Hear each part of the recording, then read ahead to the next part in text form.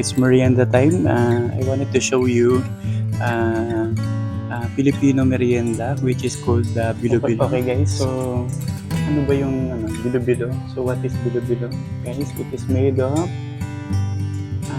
glutinous rice, some langka, and makapuno, and ang tapioca pearl. Okay, so guys, tara, taste test na natin, no? Sarap guys. Sarap. Yung tamis niya, yung sweetness niya is just right, is just fine. And tikman natin yung glutinous rice. Yung parang ito yung which is called the bilo-bilo. That is why it's called the bilo-bilo. So, tikman natin. Up. Just right lang, malambot, chewy. Sarap. And this yellow one naman is the langka,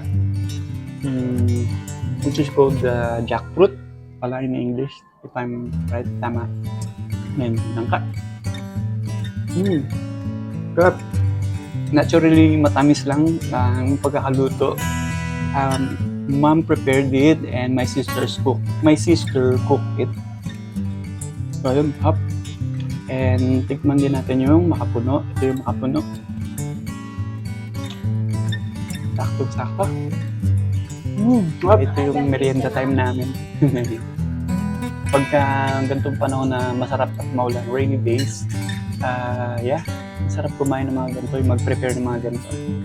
Like example, lugaw, sopas, mga ganun. And then, ito, minatamis, which is called yun nga, bilo-bilo. Yun, sarap. Kain guys. Sarap.